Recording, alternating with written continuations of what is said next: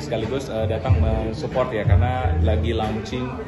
Saya salah baca, ternyata Gades hijab gitu. Jadi kita sebagai teman juga datang mensupport di sini. Tapi kita satu profesi sebagai dokter, kita ada bisnis kecantikan masing-masing. Tapi memang kita juga entrepreneur ya. Saya juga ada bisnis baju, clothing line. Beliau juga ada. Jadi kita mencoba berbagai bisnis. Dan kemarin dia bilang, oke, Ikhlas saya mau coba di clothing line, apalagi kerjasama sama Gaya Ricis kan lebih ke lebih ke muslimah gitu. Tadi langsung pamitan, langsung pulang nih, karena acaranya nanti sore. Ya, jadi itu kolaborasi kita bertiga. Kenapa kita muncul? Sebenarnya kita kan mempunyai empire bisnis masing-masing gitu. Saya ada punya grup juga dan Dr. Richard sama Dr. Oki. Jadi sekitar pertengahan tahun lalu ada satu cetukan bahwa kenapa kita nggak kolaborasi saja? Apalagi kita dokter. Kita udah tahu, maksudnya kita expertise di bidang skincare, ingredients, kita juga udah ada klinik dengan membawai ratusan dokter gitu, jadi kita udah tahu. Tapi kita juga udah establish di bidang bisnis. Kenapa kita nggak satukan aja, menyehatkan kembali atau membirukan kembali dunia perskincarean Indonesia gitu. Dan waktu itu saya ditawari oleh dua teman saya, saya menjawab baik juga. Gitu. Yang penting tujuannya bagus ya. Yang menjadi pembeda mungkin dok dari skincare ini kan skincare lokal udah marak juga. Benar. Pertama yang pasti yang namanya skincare itu dari isinya. Isinya yang pasti dapat dipertanggungjawabkan, tidak overclaim, tidak ada bahan berbahaya. Karena kita expertise di dalamnya dan ada manfaatnya. Gitu. Itu pasti. Dan kedua, kami menawarkan lini bisnis gitu. Saya pribadi ternyata latar belakang kami sama semua. Saya dari orang desa, saya dari Tondano di Sulawesi Utara, mereka berdua juga dari Pulau Sumatera yang datang merantau ke Jakarta gitu. Kami bertiga ternyata latar belakang dari orang yang sederhana, dari keluarga yang sederhana gitu. Jadi akhirnya bersyukur banget kepada Tuhan Yang Maha Kuasa, kita bisa mendapat pencapaian juga di Jakarta. Karena itu juga kita ingin membagi sukses dengan mengajak para siapa mau jadi bergabung dengan kami lewat kemitraan gitu. Jadi bukan hanya dari kegunaan untuk kulit, jadi kegunaan juga untuk bisnis. Namanya kompetitor atau bisnis pasti ada kompetitor, pasti dalam dunia bisnis. Tapi sebenarnya itu yang saya selalu edukasi dan bilang ke tim, anggaplah kompetitor itu sebagai motivasi kita gitu, motivasi kita untuk maju. Jadi kita harus kreatif berarti lebih tinggi, harus effort lebih tinggi, gimana caranya 1-2 langkah lebih maju gitu. Nah, untuk persaingan sekarang memang mungkin teman-teman bisa melihat saya kalau saya di konten-konten ya tujuannya mungkin mengedukasi sih. Edukasi untuk saling menjatuhkan dan lain-lain. Saya bukan bilang saya benar atau salah ya, tapi memang saya bukan untuk itu. Nah, dokter Ikhlas rangkul deh, nanti dokter-dokter itu ya, karena kita teman sejawat semua, kita udah disumpah dokter, kita bagaikan saudara kandung. Nanti bapak dokter atau ibu dokter, siapa tuh yang ini, yuk ketemu kita saling rangkul yuk. Dok, berarti udah siap skincare akan di-review? Siap banget, siap banget. Siap banget di-review. Dan mudah-mudahan itu sebabnya kenapa kita saling merangkul antara dokter kita bertiga. Mudah-mudahan mungkin dengan kita ada bertiga, mungkin ada juga proyek dengan yang lain-lain supaya menetralkan kembali dunia skincare sekarang ini. Kan kita skincare ya. Kenapa? Maksudnya huru-hara kayak dunia saya bilang sosial politik aja gitu ya.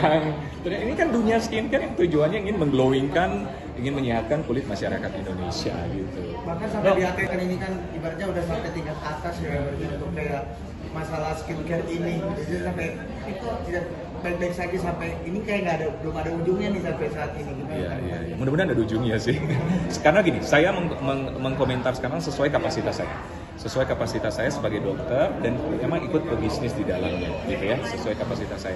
Saya mau sih semuanya aman-aman saja. Sebagai pebisnis pun yuk kita maju bersama menyehatkan kembali dunia skincare. Untuk yang mereka ke DPR, ke hukum dan lain-lain sebagainya kan itu hak mereka ya, hak mereka. Saya pun bukan ranah saya untuk mengkomentar. Mereka saling melapor, mereka ke dewan seperti apa, bukan ranah saya. Yang paling penting sih sesuai kapasitas saja saya gitu. Dok, terkait dia punya laboratorium sendiri atau laboratorium yang lain, dokter sendiri gimana? Mereview ya. Jadi gini, memang kan ini memang aturannya masih ya masih digodok ya, teman-teman ya. Kalau kita melihat dari undang-undang, dari ketentuan kita sebagai customer, kita bisa-bisa saja kan membeli suatu barang dan mereviewnya. Kan bukan cuma skincare, sekarang banyak sekali makanan kita review, ya kan, apalagi makanan. Tapi mungkin makanan tidak ada huru-hara ya sekarang ya. Oh mulai ya. Fashion dan lain-lain, dan skincare mungkin mulai. Itu kalau dari segi sebagai customer, saya nggak tahu ya, karena juga saya nggak tahu undang-undangnya, tapi setahu saya dari lembaga konsumen bisa seperti itu kalau kita sebagai customer. Nah, kalau kita sebagai expertise lain mereview itu, memang kemarin BPOM sarankan ke BPOM dulu, kalau misalnya ada sesuatu yang menjanggal, ke BPOM dulu, baru ada mungkin nanti BPOM yang ditindaki gitu. Itu yang sekarang terjadi. Tapi memang sebelum itu teman-teman juga yang mereview, saya juga pernah, tapi waktu itu kami prihatin karena banyak sekali skincare yang isinya yang sangat berbahaya. Itu yang kami prihatin. Saya sendiri prihatin, kenapa? Saya ada puluhan klinik di seluruh Indonesia. Saya pernah praktek di Manado, di Gorontalo, di Ambon. Kan saya orang Timur. Itu saya banyak sekali dapati pasien 70% yang datang ada flek itu korban merkuri. Gitu, dan sangat prihatin, dan bahkan ada yang sampai bukan cuma efek ke kulit, efek ke kesehatan. Misalnya ada yang keguguran, berpengaruh di janin, dan bahkan bisa jadi kanker kulit.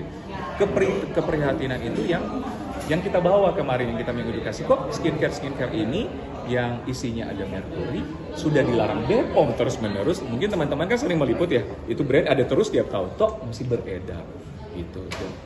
Dok, tapi kan mungkin dokter nih paling adem ayem. Apa Iya, skincare memang. dokter sendiri pernah di-review? Banyak, boleh kalian lihat di TikTok, banyak banget di review. Cuma kan dari aku ya aman-aman saja, karena saya dokter, saya dapat pertanggungjawabkan atas skincare saya sendiri. Kalau dokter Richard kan lagi berkonflik dengan dokter Aduh, lainnya. iya. Mungkin tanggapannya seperti mungkin Semua bestie saya tuh, ada konten-konten di saya yang berkolaborasi dengan BPOM dan kepala BPOM gitu. Jadi bagi saya, selama kita hidup di negara tercinta kita, Republik Indonesia, kita terus taat aturan. Dan lembaga resmi yang menaungi skincare, makanan, obat-obatan adalah BPOM. Nah, apa yang dibilang BPOM ya, sebagai warga negara yang baik, saya ikut. Gitu. Saya bukan sepakat atau tidak, kalau saya ikut aturan. Tapi saya juga tidak menyalahkan teman-teman saya yang masih mereview atau dan sebagainya. Itu haknya mereka. Karena saya kapasitas sebagai dokter dan warga negara, saya bukan BPOM, saya bukan polisi gitu. Saya tidak bukan kapasitas saya melarang. Selama ini saya nggak tahu ya teman-teman yang lain, tapi selama ini sih dari saya belum pernah. Selama ini kami pribadi pendekatan secara pertemanan ke masing-masing gitu. Tapi ide yang baik. Mudah-mudahan juga mungkin yang mendengar ini mungkin dari Bapak pengurus ID, saya juga anggota ID sih. Mudah-mudahan kita bisa ada diskusi ya. Dok, terakhir dari saya. Mestinya gitu. Contoh kita menjual nasi goreng ayam. Di dalamnya kita udah bilang ada nasi, ada kecap, ada sambal, ada ayam. Dan memang benar ayam 1 kilogram gitu. Memang benar. Kita jual lah seperti itu. Mestinya kita kan aman-aman saja ya, kita tidak takut juga ya. Toh ada customer akhirnya yang review, ya kita aman-aman saja. So, kok isinya memang nasi goreng ayam dan itu bahan-bahannya, mestinya seperti itu ya kalau dari saya. Aman? Oh gitu. Nah itu tanya ke DPR. Itu yang panggil siapa? Mereka yang menghadap atau DPR yang panggil? Dengar kalau DPR kan maksudnya Dewan Perwakilan Rakyat, mendengar aspirasi masyarakat ya, termasuk siapapun itu ya, tidak ada salahnya juga.